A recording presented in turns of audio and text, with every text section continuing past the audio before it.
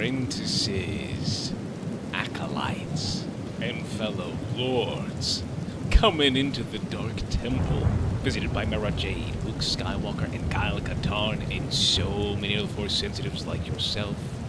I am Lord Dagovere, and it is good to see you, ladies and gentlemen. Let's go. How y'all doing today? Yo, we got Logan Legends in the chat, Skywalker Academy, David Torres, Jedi Connor, Lee Heon. Can I get for the first time today? Ready up. Let's go. Let's go. How y'all doing, fam? Let's go. I'm excited today, man. I'm ready. Ready up. That's right. Yes. Yes.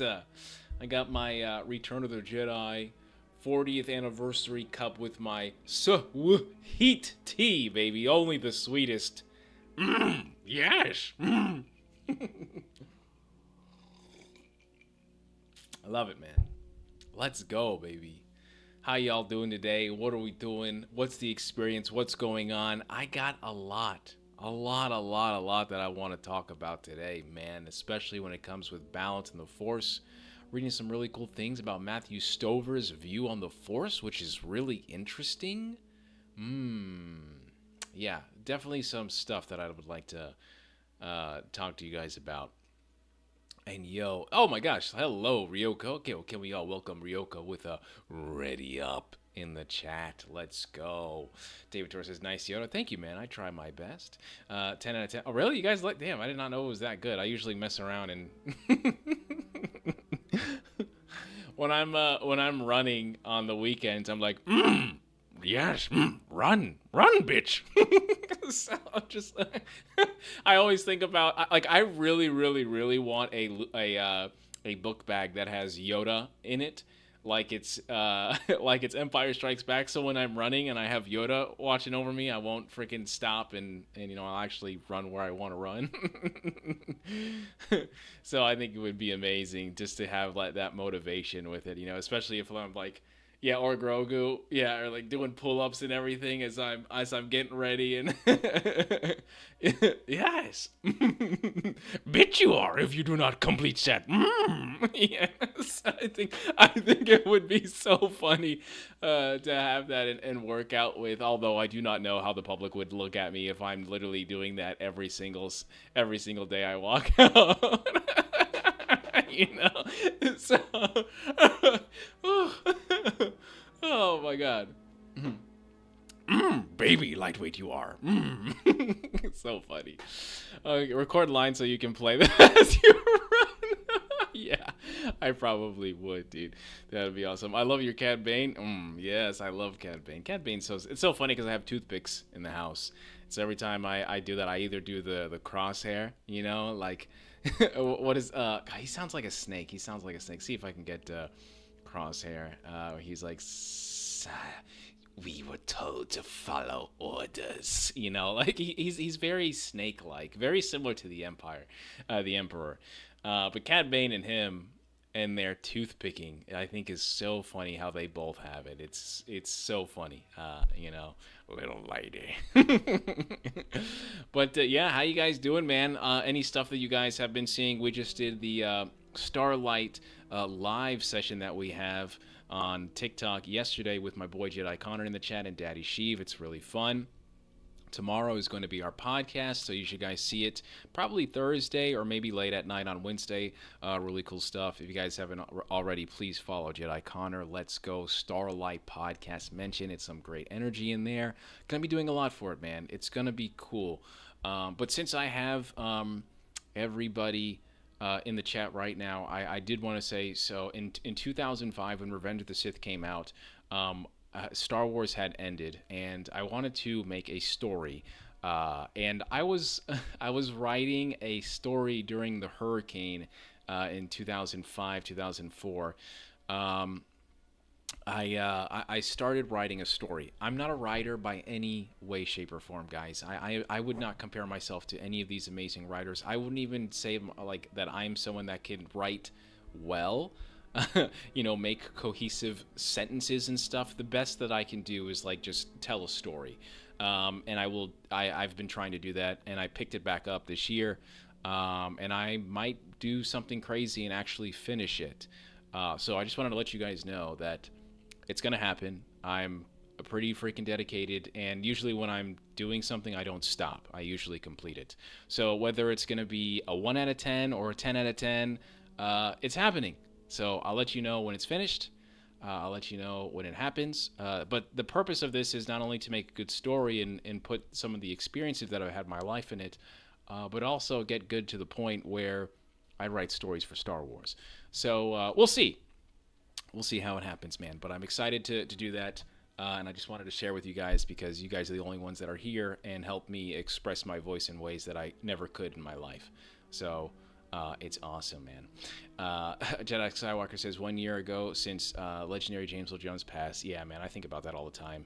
I also think about, oh my God, what a goal, Jesus Christ. I also think about David Prowse as well passing, which frustrates me the most. It's always really upsetting, man. Thank you so much, Ryoko, for subbing to Connor and Starlight Pause. It's so good to see you, man. Thank you so much. Yeah, join the club. Dagovere writing is definitely a process. Yeah, it's tough.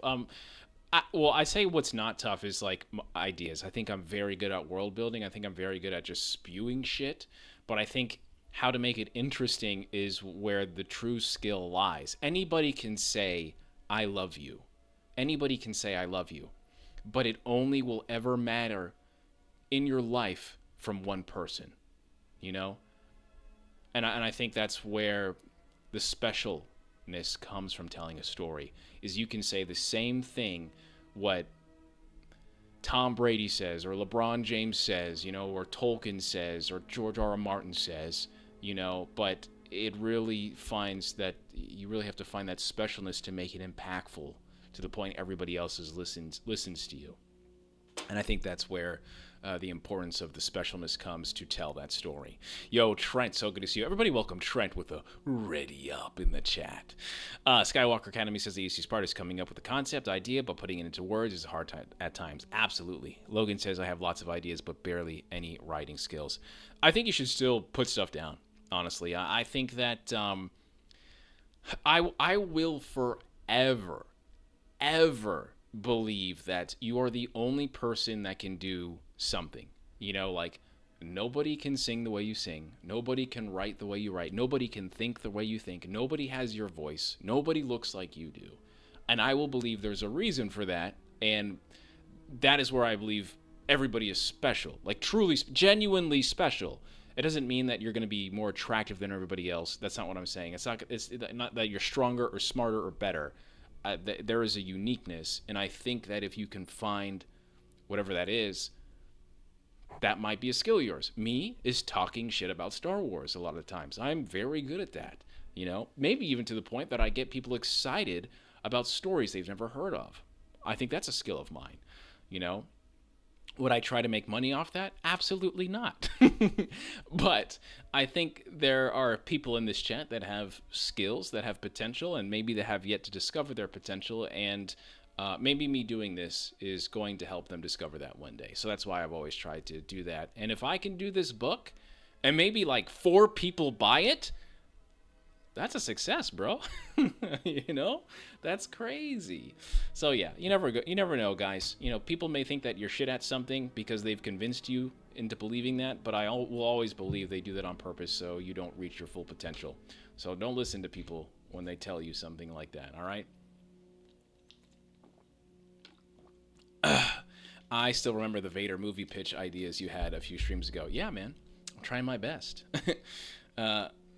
Unlimited cracked out. Yeah, I'm trying, I'm trying to get that point. I even have some pitches that I've created for myself as Star Wars projects that I've never told anybody that I have, that I think are really good. But I can't tell I can't show anybody a relevance of that until I become somebody they acknowledge, Skywalker Academy says, just go for it. It's all I can say. I never thought I'd write Star Wars stories until I just did it. And that's the point, because not even people try. Like, there's a lot of people that don't even try, So today, what I wanted to talk about, guys, was balance in the Force. I think when we watch Star Wars a lot, there's always this idea of balance. The balance, the balance. Light side, dark side, light side, corruption, the shroud of the dark side. And I want to ask you all a genuine question. When it comes to Star Wars and the dark side of the Force or the light side of the Force, do you guys believe that balance is 50 light, 50 dark? And what I mean by like half light, half dark. When I was younger, I believe that. I mean, that's what made sense to me when I was younger. Oh yeah, sure, half and half. That's balance, right? But if I put 50 feathers on a scale and I put a 50-pound dumbbell, that's not equal, right? And as I've gotten older, I've understood with the expanded universe, I've understood with George Lucas saying, it seems like at this point in time, to me, balance is very little darkness, if not no darkness at all. It seems like, to me, the light side of the Force is not a thing at all. In fact, it's just the Force. And the dark side seems like this thing, this entity, this drug, that while so many people believe it's natural, it doesn't really seem natural because it corrupts. It's an addiction. It's all these different things. And George Lucas is very, very fixated on the idea that the dark side is a drug. Because the more you take it, the more you have to ante up. Because it doesn't feel the same. It is a drug. You have to take more to feel the effects. And I've showed you guys that quote so many times. But I wanted to show you guys something that is really baffling to me. And it comes from the expanded universe in the new Jedi Order series, which I'm in the midst of getting to that point where I'm about to read. I'm rereading the Thrawn trilogy right now for Heir to the Empire, which is amazing. If you guys haven't read it, go on and read it. But I wanted to get your perspective as of right now, what you guys believe is true balance in Star Wars. David Torres says, 1 out of 10, what number do you give that we get a Vader show or movie? I would say a 6. I would say a 6. I mean, Darth Vader by far is the most popular character in Star Wars.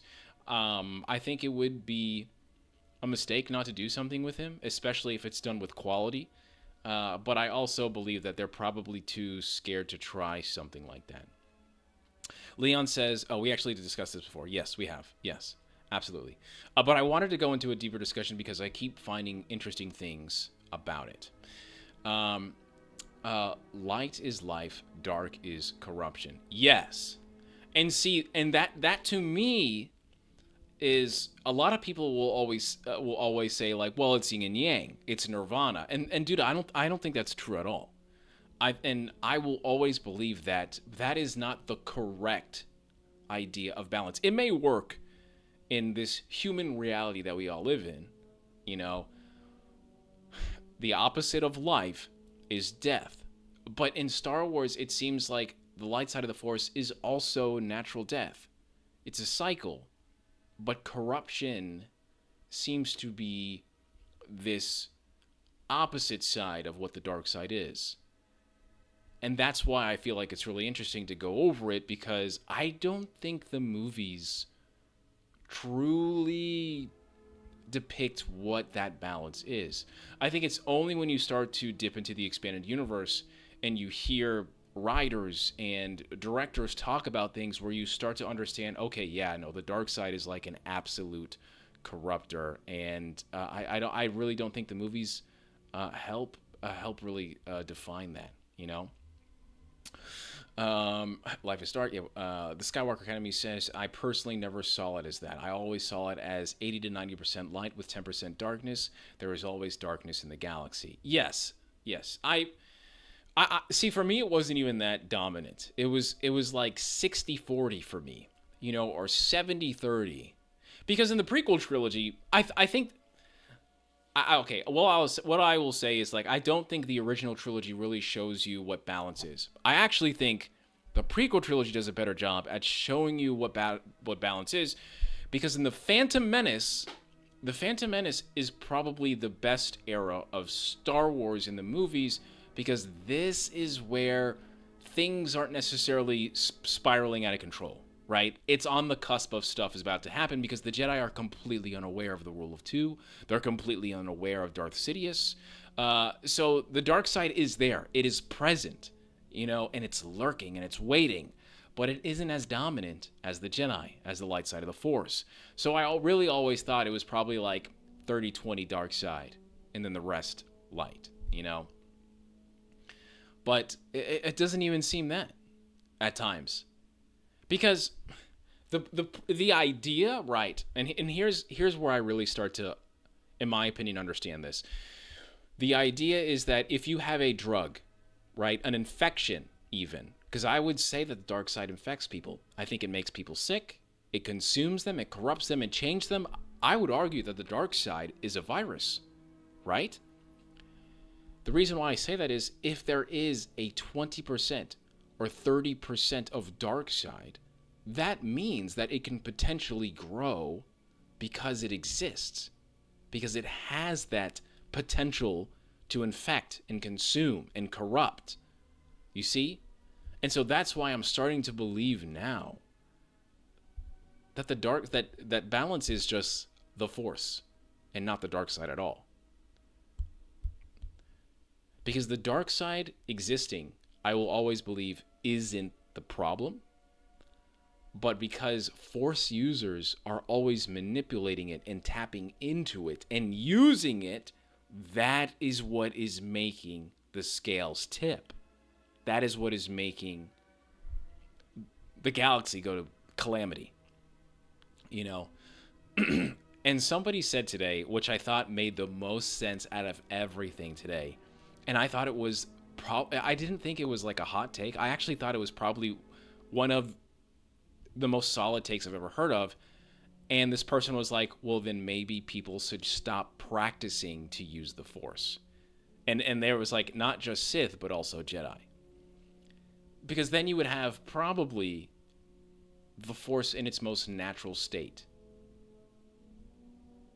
I think that's a very compelling argument, especially if there is no one to manipulate it. But there's always going to be someone to manipulate it, But I just thought that was really interesting that person brought that up, So Skywalker, Leon says, yeah, I feel like the reason is why we still have wars in Star Wars. Yes, exactly.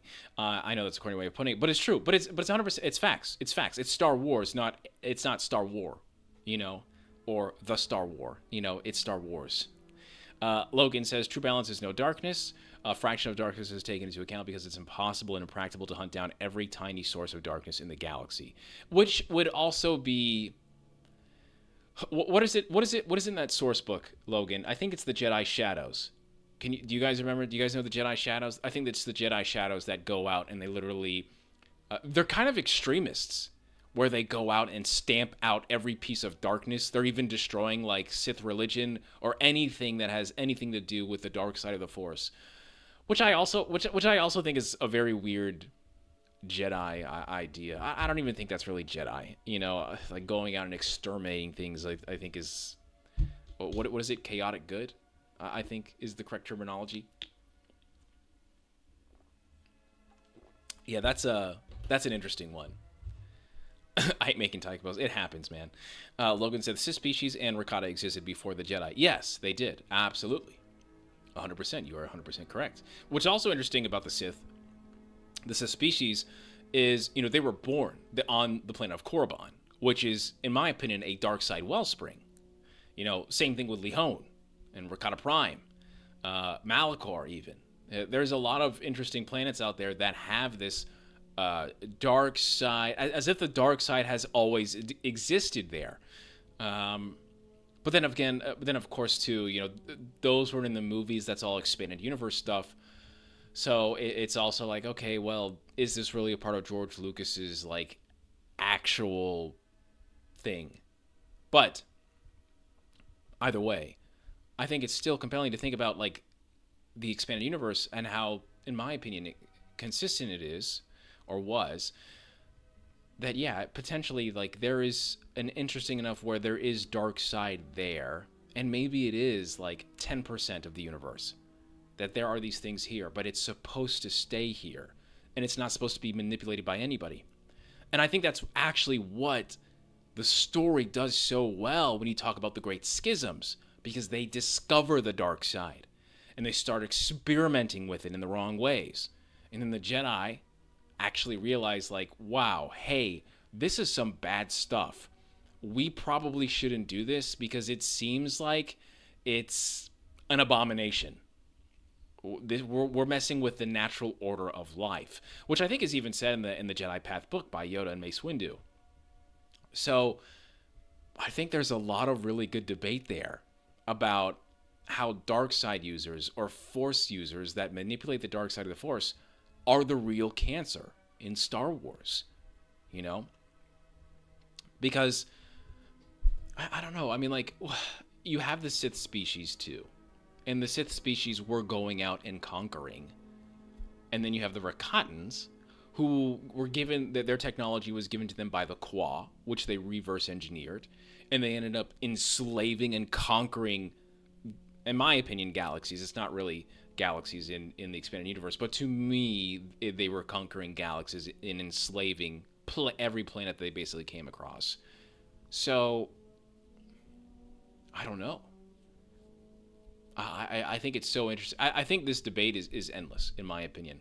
Yo, Turtle Bomb, who is Daddy Sheev, thank you so much for coming here. Everybody welcome Daddy Sheev with a ready up in the chat. So good to see you, fam. Thank you so much for coming in.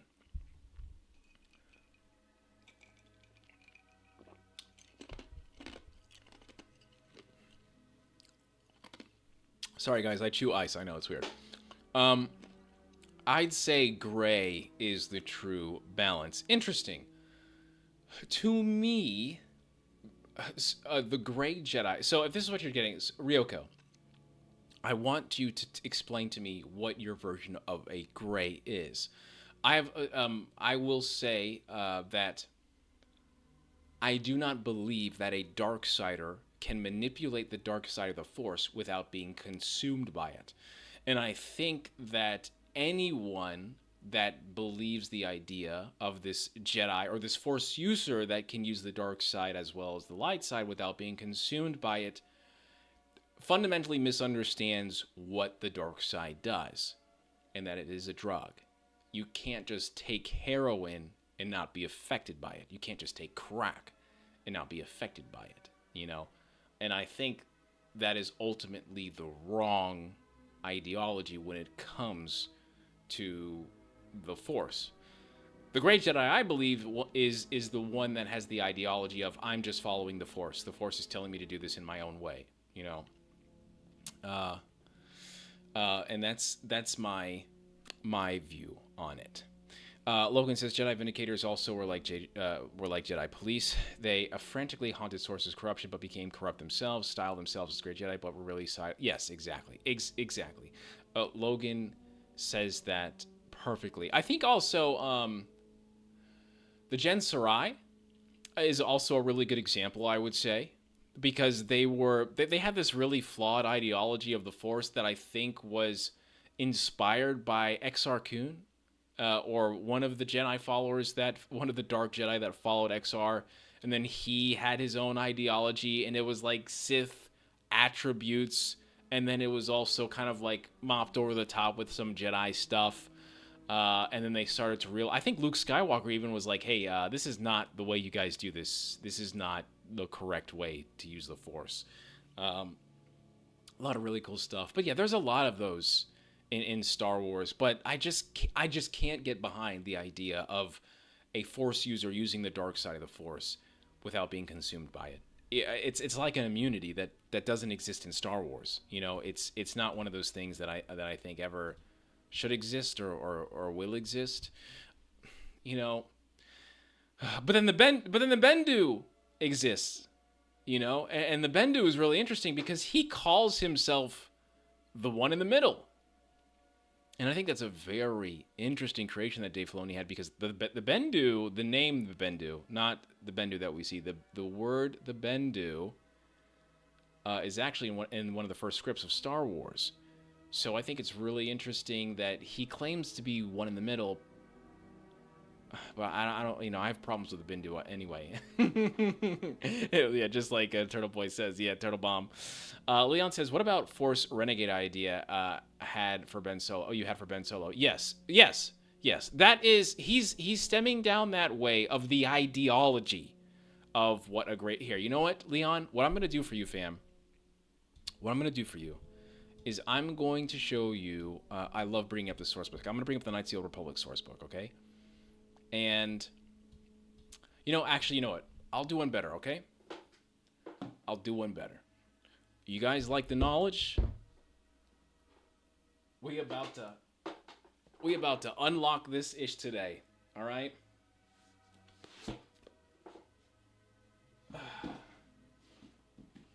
Oh, Revan, please. Not on camera.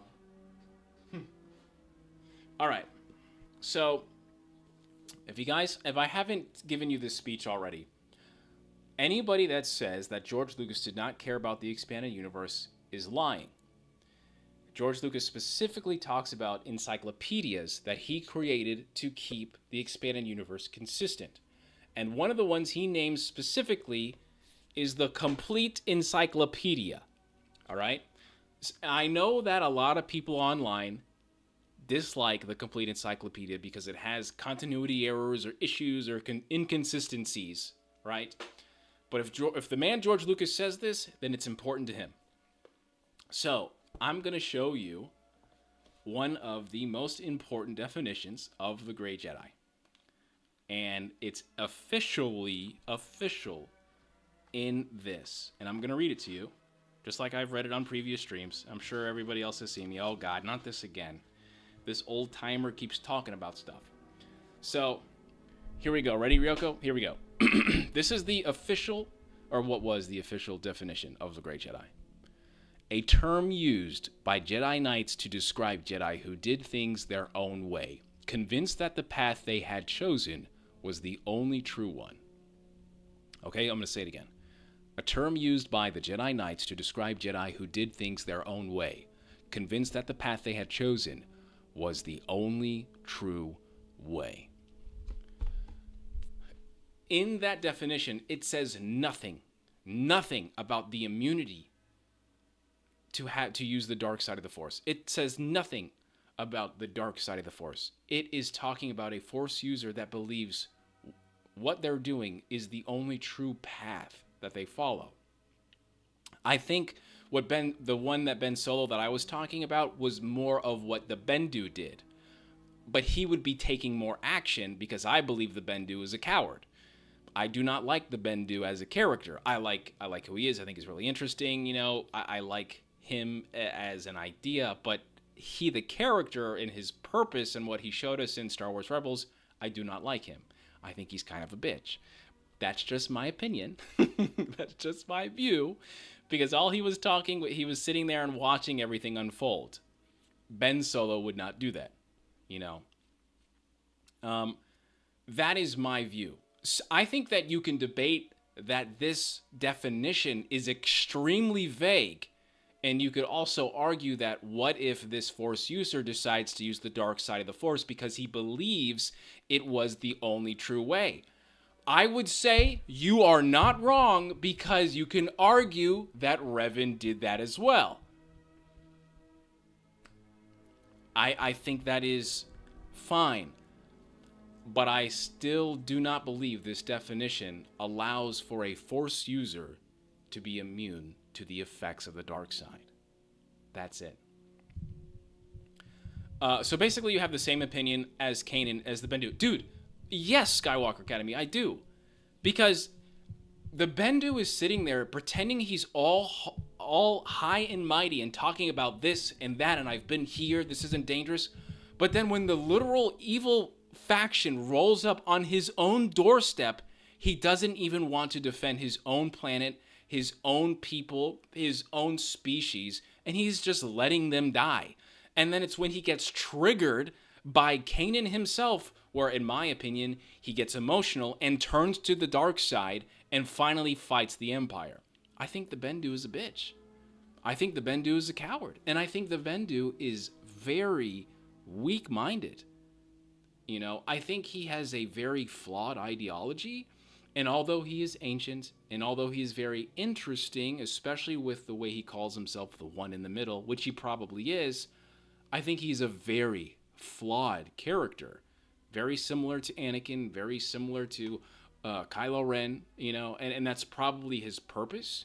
But I believe that if he was truly in the middle, I don't think he would have been there on Chopper Base at all, you know. But that's just my view. That's just, you know, I'm not Dave Filoni. I'm not writing this stuff, you know. So I'm not sure. I always saw the Bendu as like an avatar of the Force in the same way as the Mortis gods are, physical embodiments of an aspect. I'd even argue that he's older, honestly. Ryoko says, think about it like morality. There are people who chose good and people who chose evil. Then, taking myself as an example, there are people who acknowledge the good and evil. Yes, and I don't think there's anything wrong with that. But again, I think a lot of people, including myself in the past, try to mix yin and yang with Star Wars, and it does not mix.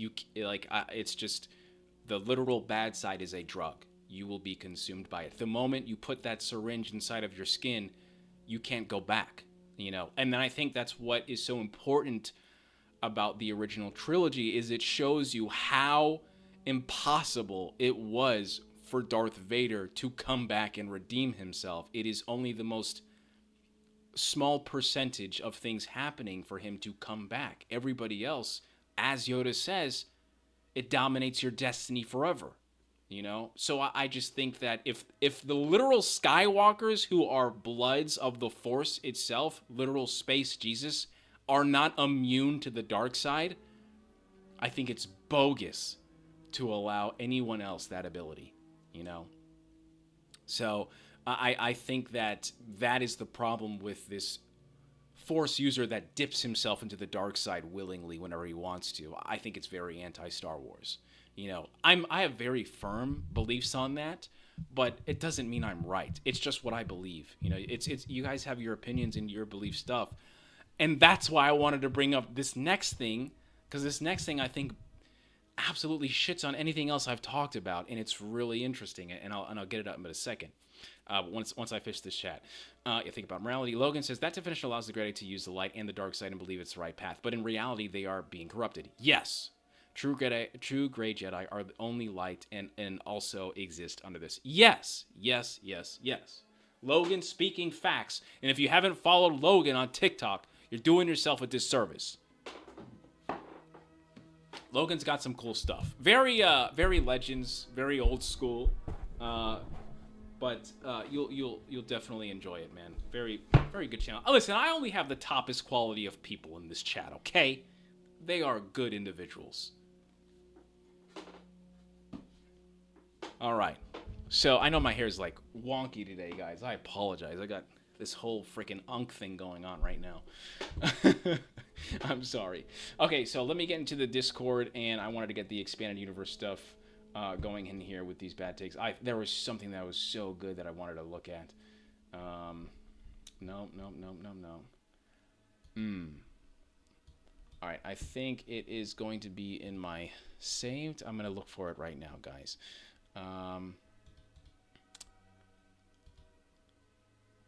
What the flip? Do I not know? Do I not know how to use Reddit? Hang on. I know I have it in here. Mod tools. Post saved. Okay, good. All right. We are not as unk as we thought we were. All right. Matthew Stover's view on the Force. Okay. So this is going to be really interesting. I dabble.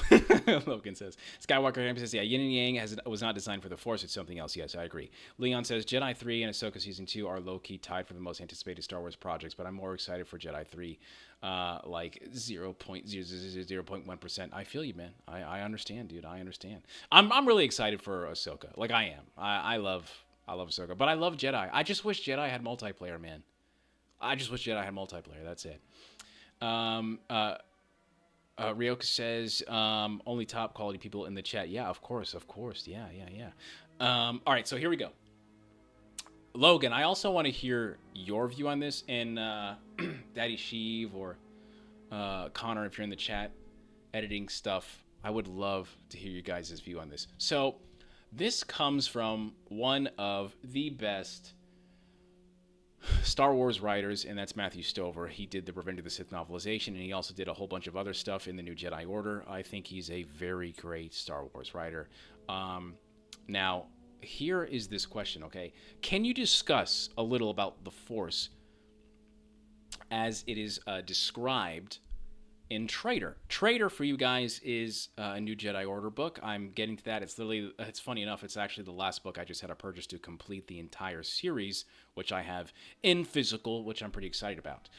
So where did the revelation about the dark side come from? How does it impact the Star Wars universe? This might be light spoilers for anyone that is trying to read that, but I still think it's necessary for you to understand what they were trying to do in this story, because it's very interesting how it is compared to the original trilogy and challenges George Lucas's view of the Force.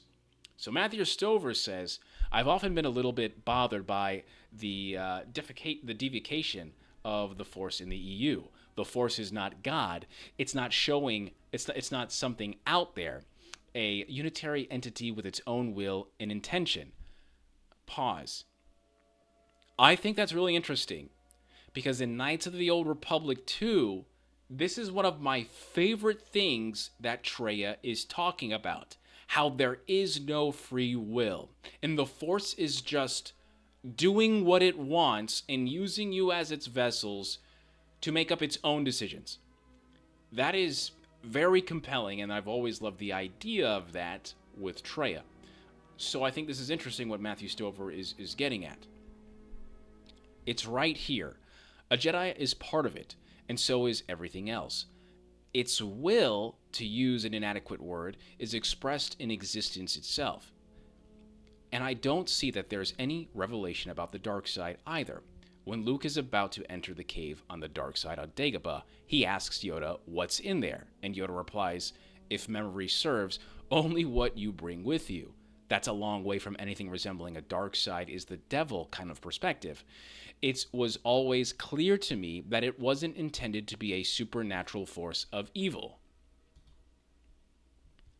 I'd like to quote something here I wrote off the prominent members of the Lit Forum who was somewhat troubled by Vergier's teaching about the Force.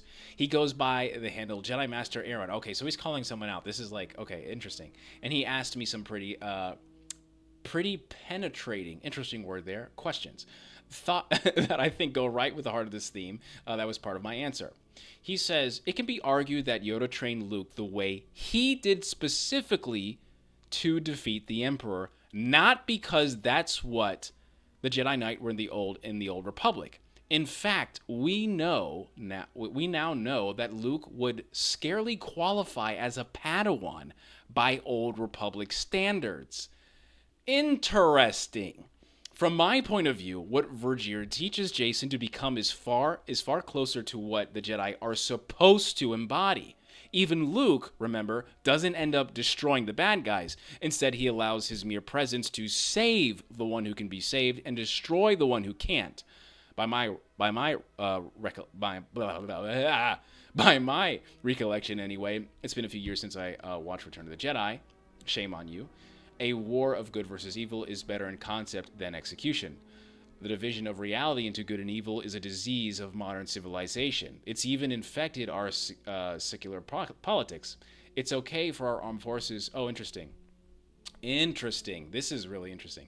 It's okay for our armed forces to kill innocent civilians in Afghanistan because we're rooting out evil from bin Laden. Wow, okay. Points of view. This is crazy. It's okay to kill innocent civilians in the USA and elsewhere for exactly the same reason. Whoa, what the fuck? It is the responsibility of those who can look deeper to do so. I say by the end of Traitor, Jason is a better Jedi than he ever was and ever has been because he has learned to look deeper. I think Star Wars is more about dealing with the darkness in your heart, and Luke had to do that in order to face Vader and the Emperor. And then instead of killing Vader, he could lead him back toward the light. I should also point out that the Force is one. The darkness inside is reflected outside and vice versa. What Vergere is really teaching Jason is to seek truth within because it will reflect truth without. To trust his feelings, you might say. That about sums it up. The impact of Vergere's perspective, well, that depends on the other writers. And that is the problem with the EU, guys. That depends on the other writers. Interesting. I can't really say. We'll see where they go with it. I'll only say this. In the expanded universe is a living thing. The Force is a living thing. Like other living things, it must either grow, learn, adapt, change, or die. Fans grow up, Star Wars can grow with them. There will always be room for Ewoks and young Jedi Knights. There will always be room for the headlong, happy-go-lucky space opera of Daily Han Solo trilogy. The expanded universe can also offer stories for fans who want to move into a more challenging realm. It is a big place, and it's still getting bigger.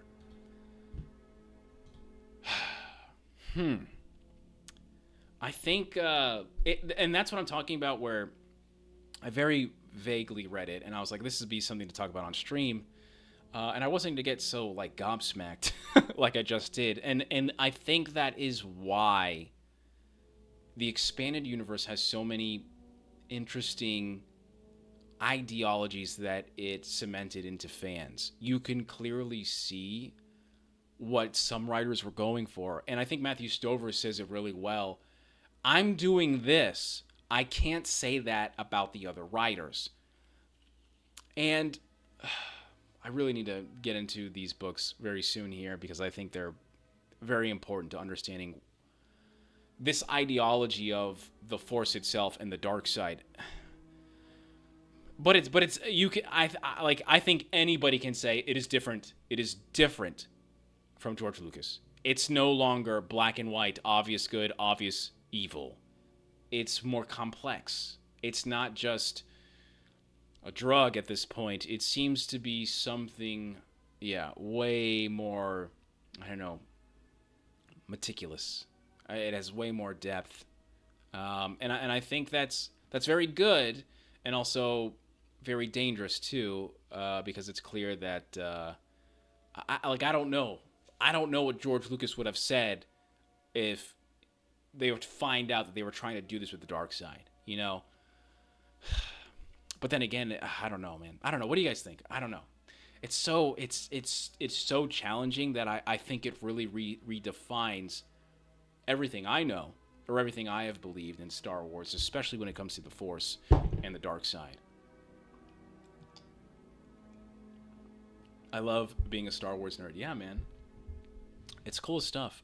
That's why I love Star Wars. I feel like I know a lot about Star Wars. I'm not, a freaking holocron or anything, but I know a lot, There's people that know more than me, But even when I know a lot, there's still these revelations about, wow, I can still learn so much more, Logan says, I think half of it is right. I'd say the Force definitely has an overarching intelligence, whether it's the Maker or Celestials or the Wills. It's also a collective consciousness of all life. George Lucas viewed the dark side as a devil at one point. He toyed with the idea of having the dark side talk to direct Vader and seeking Calabar and splinters of the mind's eye. Yes, which is also a fantastic book, which I really, really think is very important to the expanded universe. And I just think it's interesting. I just think it's interesting how the creator himself says, I'm going to do this, I'm going to do this, I'm going to do this. But then, the writers will come in and start writing books and comics and video games, and it will get so much momentum where I know that George Lucas kept tabs in some degree about the expanded universe. But it's very obvious he wasn't writing every single story. And it's even more obvious that I do not believe that he cared to understand how deep it was going, because he was focused on his own stories and life and raising his children, But it's interesting. Playing Fallen Order while listening to this got me hype AF. Yeah, man. I think Fallen Order is a very good game to listen to this to, because funny enough, one of the writers, Chris Avellone, is also, in my opinion, one of the best writers in Star Wars, because he did Knights of the Old Republic. He's one of the creators of Nihilus, and a lot of stuff in Knights of the Old Republic 2. I think he definitely helped in the Jedi Fallen game. So he's, in my opinion, if I'm doing a Star Wars project, I'm bringing him on, you know, as well as Matthew Stover. So I think his knowledge is paramount. I think Matthew Stover's knowledge is paramount. I think there's a lot of really interesting things that you can do with those creators and those writers, and I think they're a reason why a lot of people cling to their ideology that they've instilled into the expanded universe. Skywalker Academy says, I'll admit, when done right, adding more complexity to the Force is good. Yes, and I think that's where a lot of Star Wars stories, especially live action, fail. Is that I think what a lot of people have done is they do the same thing. They do the same thing. Maybe not the exact same thing, but there is a certain degree of people doing the same thing. And I think that's the truly hard part. Is it's easy to replicate something that's already been done before, you know, and making it better. But how can you evolve it? And not just like change it. I'm talking about this actually feels like it was supposed to always go this way. And I think what Matthew Stover was trying to do with Traitor might have been something in the right direction. But where does it end up? What is the end result? And again, just like I was saying that when I was reading that is the problem with the expanded universe or continuities, is that it is not just one writer. It's multiple writers. It's a shared idea and someone trying to build this bridge off of what came before. Maybe they know the destination, but a lot of times they don't, you know? It's usually just a one-off story, and that's it. I don't know, guys. Questions, ideas, answers. I think today was very interesting, guys. Very, very interesting.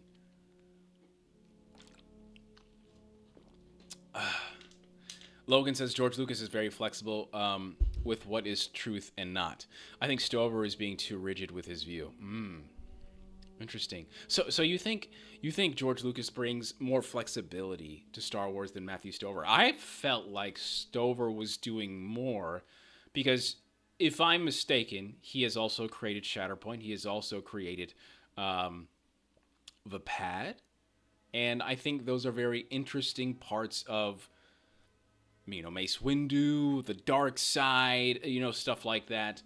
I'm not really sure if George would have liked or created something like that.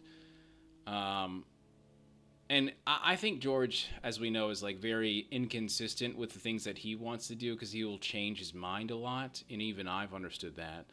But I think also that George is also very firm on the idea of the dark side being a drug.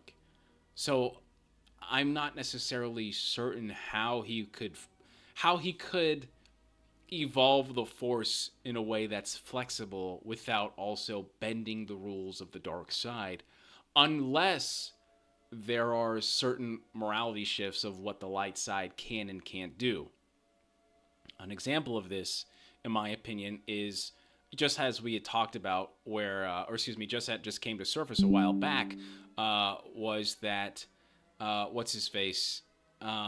Sam Witwer, voice actor, voice of Darth Maul in Starkiller, was talking about how Revan never came to be in the Clone Wars because George had a very specific view on Sith ghosts or Sith spirits, and that the dark side should never, ever create something like that.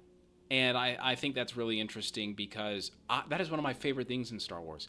I cannot ever foresee a future without some form of Sith spirits. I think that is the greatest evolution of the Force, because it's not a Force ghost. It's not something immortal. It is attached to something physical. There is no freedom in it. There is no spirit in it. It is just them clinging to life, the very last thread that they have. And I think that is absolute amazing. Like it's so Sith. It is the Sith personified in its final form, in its most desperate form. And I would challenge George. If George was sitting at the table right now, I would challenge him and say, George, you're wrong. because I love that idea so much, because it's not the same thing. And I think it goes hand in hand with the light side and the dark side are two different things. You know, life and death are different from corruption, you know? And to me, the Force Ghost is sitting right there, and if you put the Sith Spirit on the opposite side, it is not the same thing. And I think that's what's important, because it still has the repercussions of the dark side, even with the Sith, someone as powerful as Marco Ragnos or Naga Sadow, you know, or Darth Noctis. Darth Noctis mentioned, you know, or even Sidious, you know. I think that is cool as shit, and I would never want that to die, you know. Leon says, yeah, so we know it exists to some degree. Yes, exactly. And we know we've already seen it with Palpatine's resurrection. Yeah, in some, I mean, Sith spirits, I would say, I don't know if you could say that in live action that we've never, have we ever seen a Sith spirit in live action? I don't think so. I don't think we've ever seen a Sith spirit. I don't think we've seen anything resembling a Sith spirit in live action. Animation we have. Books, obviously. Comics we have. Yes. Even in the new canon we have, of course. You know. But live action, I don't think that's necessarily been done yet. Exegol. No. That's only in the Shadows of the Sith where they did that. Yeah. So we haven't necessarily seen anything yet in live action, which I think is something that needs to happen. You know, that is something where if I saw that and somebody did that in live action, I would applaud them. Good job. Thank you for doing this. And anybody that I feel like would be upset that they did this, well, Force Ghosts can't do that. Well, it's not the same thing. That's the point, you know. And I would applaud any director that took that risk, you know. It would probably be me. I would be doing that. That would be the first thing I would bring into canon is the Sith spirit. That's why I wouldn't call it the Sith ghost. It's not a Sith. It's not a ghost. It's not a Force ghost. It's a Sith spirit.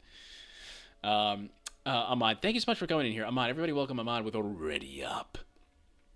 I like how Sith spirits are basically the opposite of Force ghosts. I like how, but they're not. They're not. They're not at all. They are completely different. They are much weaker. They are not omnipotent or omniscient. They are very fragile. They're leeches. That's what they are. They are a leech to life, because they can't do anything else. Once they are destroyed, they are gone forever. They no longer exist. A Force ghost, you can't do that to. You can't do that to a Force ghost. A Force ghost is connected to the whole other ethereal plane of the Force and beyond. They are more powerful than you can imagine.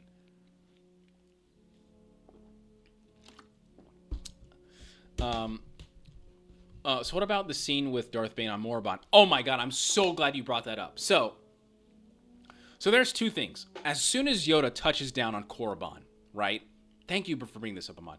As soon as Yoda touches down on Korriban, there are Sith spirits everywhere, right? So what the flip?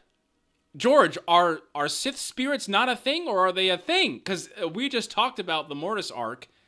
Those are Sith spirits. They are there. They are there. Well, who does he meet? He meets the spirit of Jedi Master Sifo Dyas. And then he also meets the spirit of Darth Bane, the Rule of Two. Now, you can say that maybe the priestess were people that influenced this. But you would also have to insinuate that they created an entire planet and all that. No, I don't believe that. I'm not believing that. In my opinion, what happened on Korriban with Yoda was 100% true. Did he meet Darth Bane specifically? I don't know. But he absolutely met spirits and Sith spirits there. Absolutely. It's 100% there. It's always there, you know. That's my belief. Sith spirits are bound to an object or place while ghosts can move. Yes, exactly. Yes, 100%. Leon says, I love to see Palpatine talking to the past Sith from the Old Republic, Darth Maul, or Count Dooku warned Darth Vader, etc. That'd be really cool. Logan says Sith spirits are anchored to artifacts and feed off life force and slaves buried in the... Yes, exactly. Always with the knowledge. Skywalker Academy says Darth Moment is a perfect example of a Sith Lord in new canon. Darth Moment is so freaking cool, but I would argue that Darth Noctis is much cooler. If you got, man, guys, if you have not read if you guys have not read Shadow of the Sith, Darth Noctis is one of, like, Moment is talked about because he is in a medium of art, so you can see him. But Lord Moment, Darth Noctis, man. I wonder if they have his thing in this book. I want to see if they have it, because there's two different stories here, two different versions of this book, and I can't freaking stand it, where we actually have a version of what Darth Noctis looks like. Oh my god. Is it not this book, man? Do I really have to get the stupid ass Target one? Oh, I hate this. Dude, whoever came up with this idea of making two different books that literally have stories inside them, and you have to get this one. Oh my god, I hate that. Oh, I don't have it, guys. Alright, well, I'm going to show you. That's so annoying. That is so annoying. I'm going to look at this up right now. Darth Noctis.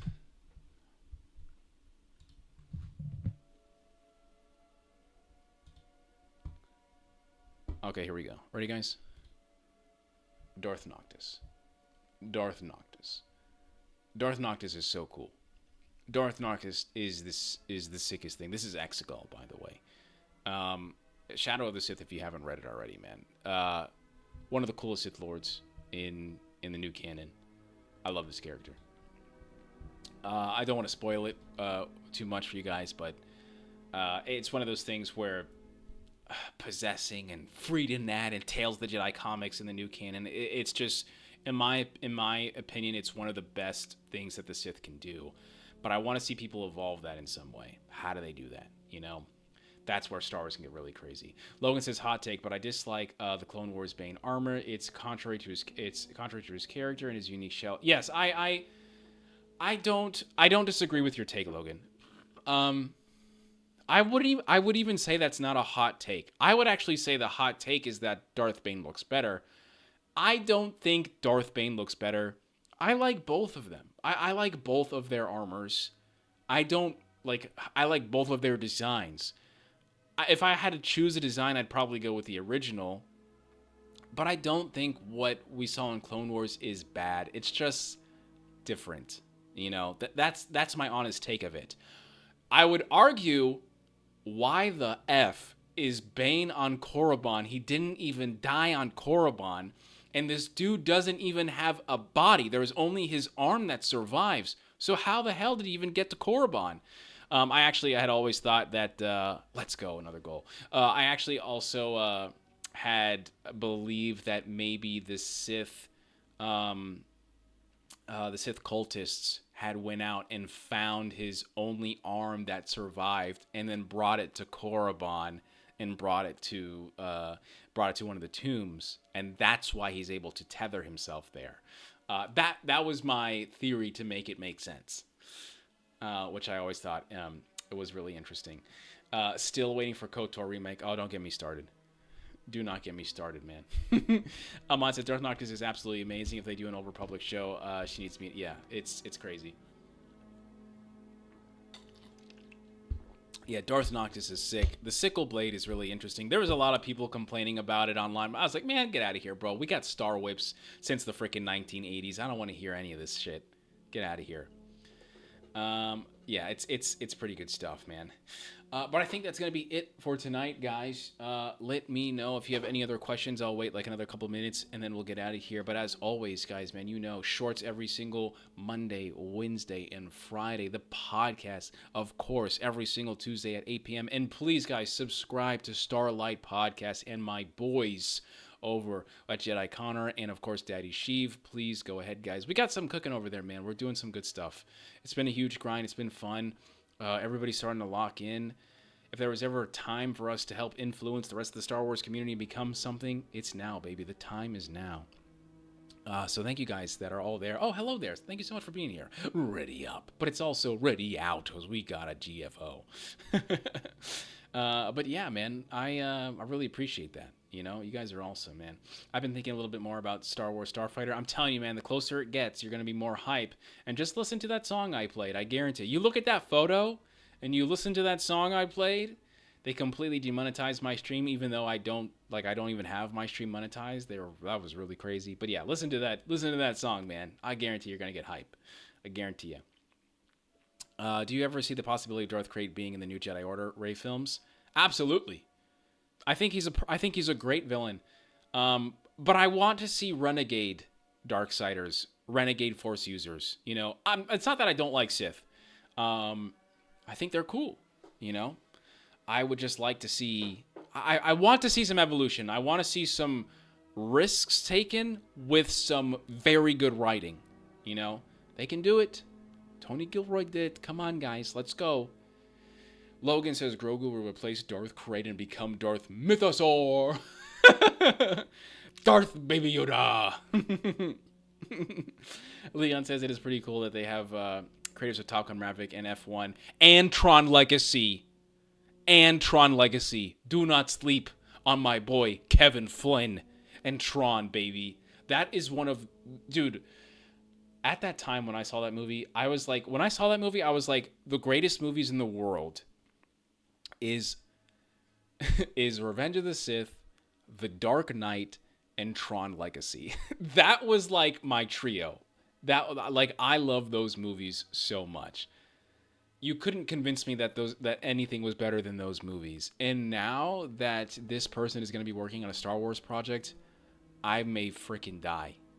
I may die, dude.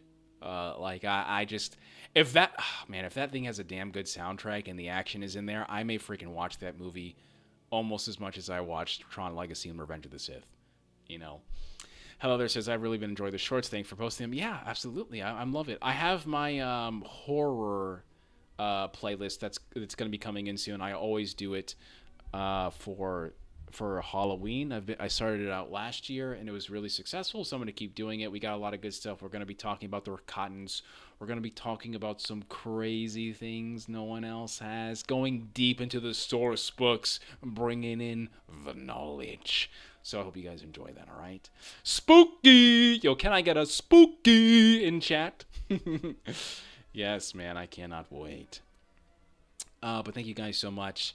What if we get lore discussions going in the Discord? Yeah, absolutely. We have the Expanded Universe tab, guys. We have the Expanded Universe tab. Please, I urge you guys, join the Discord. It is in the description of every single video of mine. Please get in there, have fun, enjoy yourself. Link stuff on Reddit, link stuff on Twitter or Threads or a YouTube video, and let me know. Hey, Dagovere, what do you think about this? Hey, Logan, anybody, what do you think about this? You know, I want to continue growing this community. It's very special to me. You know, I think about this stuff every day. You know, I think about you guys every day. So I want to continue to do this all the time. But as you know, man, there is only one place that you can get this knowledge. And it's inside the Dark Temple. Visited by Mara Jade, Luke Skywalker, and Kyle Katarn, and so many other Force sensitives like yourself. I am Lord Dagovere, and I'll see you around. Deuces.